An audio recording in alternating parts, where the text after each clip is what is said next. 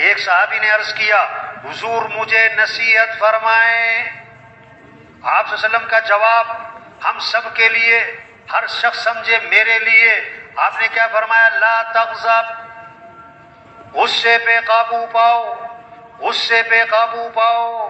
عرض کیا ٹھیک ہے، زدنی یا رسول اللہ، اللہ کے رسول کچھ اور بھی نصیحت فرمائیں۔ فرمایا لا تغضب، غصے پہ قابو پاؤ۔ عرض کیا زدنی یا رسول اللہ، اللہ کے رسول کچھ اور نصیحت فرمائیں۔ فرمایا لا تغضب، فردد مرارا فقال لا تغضب، بار بار عرض کیا اللہ کے رسول کچھ اور بھی نصیحت فرمائیں۔ آپ نے ہر بار ایک ہی جواب دیا، اپنے غصے پہ قابو پاؤ، اپنے غصے پہ قابو پاؤ۔ اگر غصے پہ قابو آ جائے کتنے جھگڑے ختم ہو جائیں، نفرتیں ختم ہو جائیں، زندگیاں آسان ہو جائیں، زندگیاں خوبصورت ہو جائیں اگر غصے پہ قابو آئے۔ اس لیے آپ نے فرمایا پہلوان وہ نہیں ہے جو کسی کو اٹھا کے پھینک دے، بچھاڑ دے، اوپر چڑھ کے بیٹھ جائے۔ فرمایا پہلوان کون ہے؟ جو غصے کے وقت میں اپنے نفس پہ قابو پائے، جو غصے کے وقت میں اپنے نفس پہ قابو پائے۔ آپ نے فرمایا جس آدمی کو غصہ آیا اور وہ غصہ نکالنے پر قادر تھا لیکن غصے کو پی گیا، اللہ قیامت کے دن جنت کی حوریں اس کے سامنے کھڑی کر دیں گے اور اللہ فرمائیں گے جو پسند ہے لے لے اس میں سے۔ کس بات پر؟ غصہ پینے پر، غصہ پینے پر۔ ہاں، یہ ہمارا دین سکھا رہا ہے، یہ محنت ہو رہی ہے، اس سے زندگی آسان ہوگی، اس سے زندگی خوبصورت ہوگی کہ بھائی غصے پہ قابو پاؤ۔ بہت سی باتیں طبیعت کے خلاف آتی ہیں، بہت سی باتیں طبیعت کے خلاف، گھر میں، بازار میں، دفتر میں، جماعت میں، بہت سی باتیں اونچ نیچ، تو صبر، برداشت۔ حضور صلی اللہ علیہ وسلم کے بارے میں کیا آتا ہے؟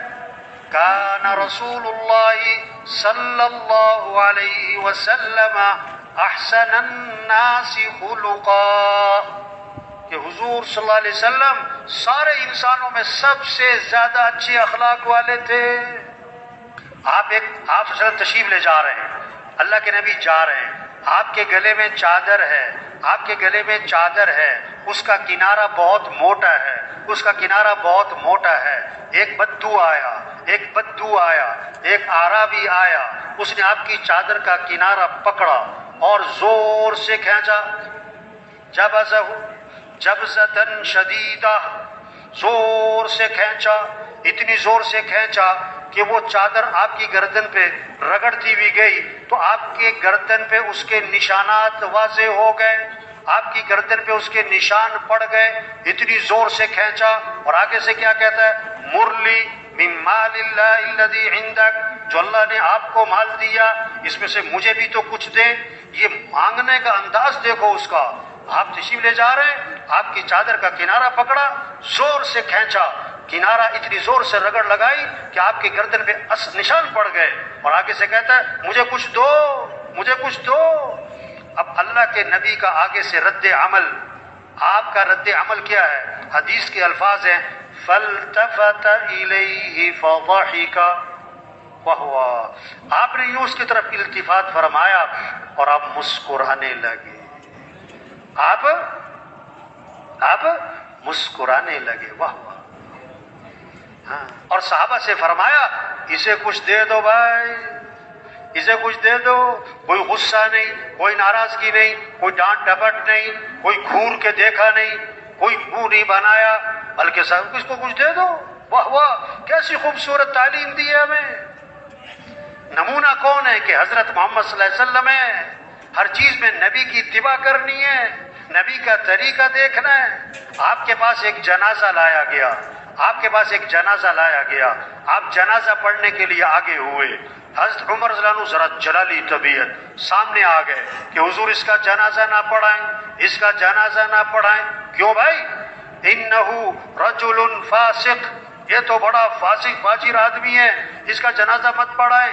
اللہ کے نبی نے صحابہ سے فرمایا تم میں سے کسی نے اس مرنے والے کو کبھی کوئی نیکی کا کام کرتے دیکھا؟ ساری زندگی نہیں، کبھی کوئی نیکی کا کام کرتے دیکھا؟ ایک صحابی کھڑے ہو گئے، حضور میں نے دیکھا۔ کیا؟ حرس لیلۃ فی سبیل اللہ، ایک رات میں نے دیکھا اس مرنے والے کو کہ اللہ کے راستے میں پہرا دے رہا تھا۔ اللہ کے نبی آگے بڑھے اور جنازہ پڑھایا اور پھر دفن کیا اور قبر پہ کھڑے ہو کے فرمایا لوگ تیرے بارے میں کہتے ہیں کہ تو جہنمی ہے اور میں اللہ کا رسول گواہی دیتا ہوں کہ تو جنتی۔ یہ اخلاق ہے، ہمارا دین یہ اخلاق سکھاتا ہے۔ اس سے زندگیاں خوبصورت بنتی ہیں، اس سے جھگڑے ختم ہوتے ہیں، اس سے محبتیں قائم ہوتی ہیں، اس سے نفرتیں ختم ہوتی ہیں، اس سے گھر میں ایک دوسرے کی عزت اور احترام آتا ہے۔ ہمارا دین ہے، زندگی گزارنے کا طریقہ ہے۔ دین کوئی فن نہیں ہے، کوئی فلسفہ نہیں ہے، کوئی تقریریں نہیں ہیں، صرف کتابیں نہیں ہیں۔ دین تو ایک زندگی ہے کہ زندگی کیسے گزارنی ہے، کہ اس دین میں ساری خیریں رکھی ہوئی ہیں، ساری برکتیں رکھی ہوئی ہیں، سارے مسئلوں کا حل رکھا ہوا ہے کہ ہم دین پر آئیں، اخلاق اچھے بنائیں۔